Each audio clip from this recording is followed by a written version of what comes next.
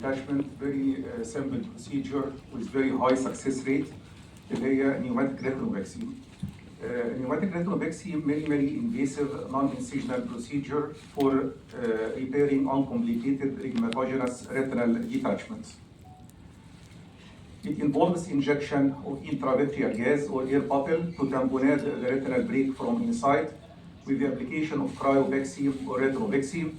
And these two-step procedure facilitate apposition of the retina against the retinal pigment epithelium, and consequently the retinal pigment epithelium is going to pump out the subretinal fluid and the retina is going to be reattached.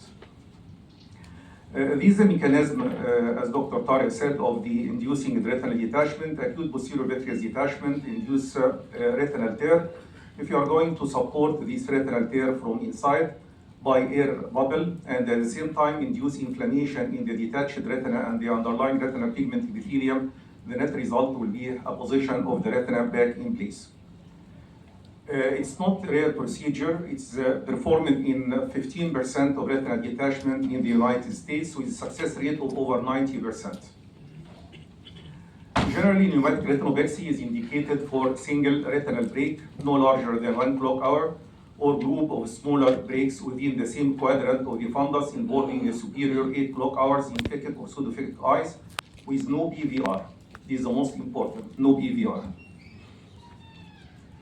The patient overall physical and cognitive health as well as social environment and lifestyle should allow for post-procedural head positioning such that the injected gas bubble remains over the retinal break. And before proceeding the procedure itself, contraindications is absolutely contraindicated if the break is present in the inferior 4 clock hours.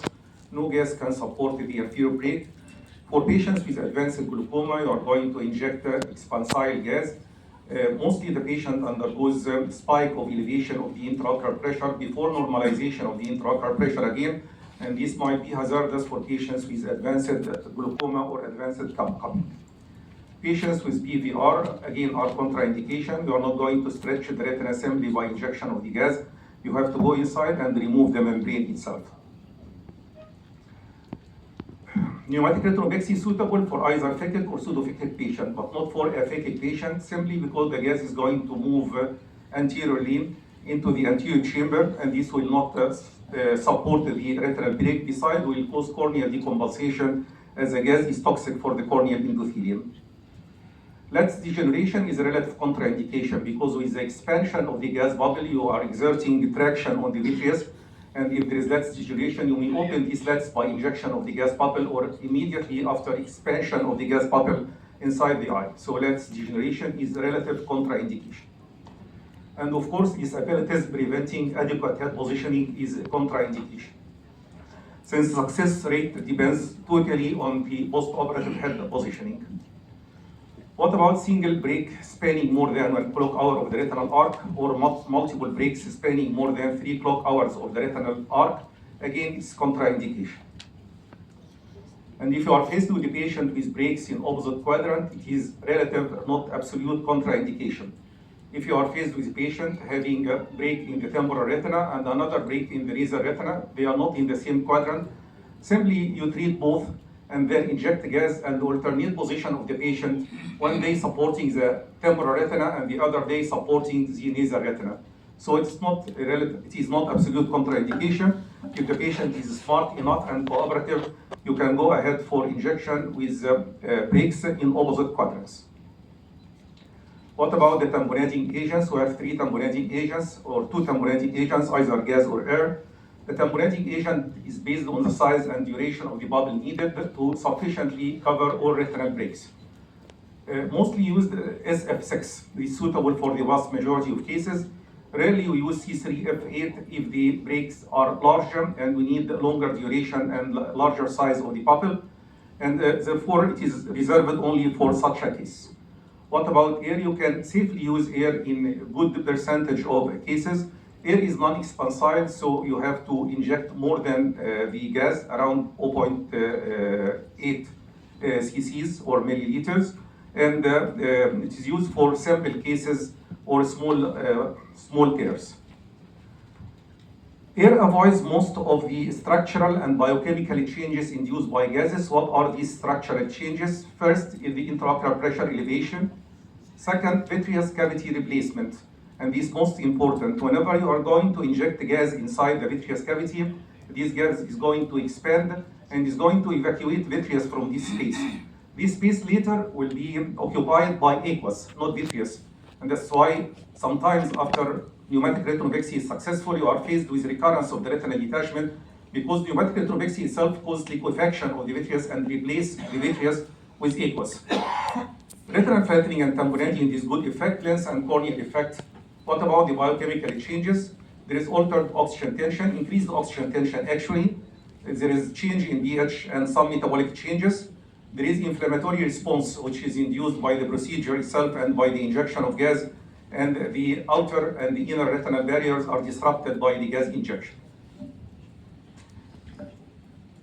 Surgical technique is very simple surgical procedure. Carefully examine the eye with indirect ophthalmoscopy and scleral depression to identify areas of the pathology and actually localize the retinal tear. And then you have one of two choices. Either apply cryotherapy during the procedure itself, or inject the gas and wait for the retina to be flattened and then apply laser afterwards. So you have one of two choices to fix the retina, either by cryo during the surgery or laser afterwards. Take the gas, filter through the filter, either C3F8, SF6 or air, into a 30 gauge needle and perform an anterior chamber paracentesis. Remove 0.1 to 0.25 milli of the aqueous. Go ahead with your syringe, as Dr. Tariq said, till you see the tip. So you are in the center of the pupil, and then withdraw the needle. About 3 quadrants of the needle length are withdrawn outside. Only 1 quadrant is introduced inside the eye, and then inject the gas in a slow manner. And this procedure allows the expansion of the gas bubble in a single gas bubble and avoid the formation of the so-called fish eggs. This again, the beard, at least 3/4 of the needle should be withdrawn prior to injection, and this makes it easier for the gas emerging from the shaft to enter the vitreous cavity as a single coalescent pulp. Proper gas injection technique and careful indirect ophthalmoscopy are essential for preventing formation of fish eggs. And if fish eggs are formed, just simply shake the eye or apply applications with cotton tipped applicator, and these fish eggs are going to coalesce into a large bubble. After injecting the gas, press gently at the site of injection and rotate the head of the patient to the quadrant in which you perform the injection. I mean, if you inject here, upper temporal, you press over the site of the injection and then rotate the head in this direction. This will move the gas in the opposite direction away from the site of injection and avoid escape of the gas, especially in the suprachoroidal space. Re-examine the patient with indirect ophthalmoscopy to be sure that the central retinal artery is not occluded. If you see the central retinal artery occluded or pulsating, you may either do massage, gentle massage, or again perform paracentesis till the artery is opened. Review head positioning and gas bubble precautions with the patient with attention to later expansion of the gas bubble.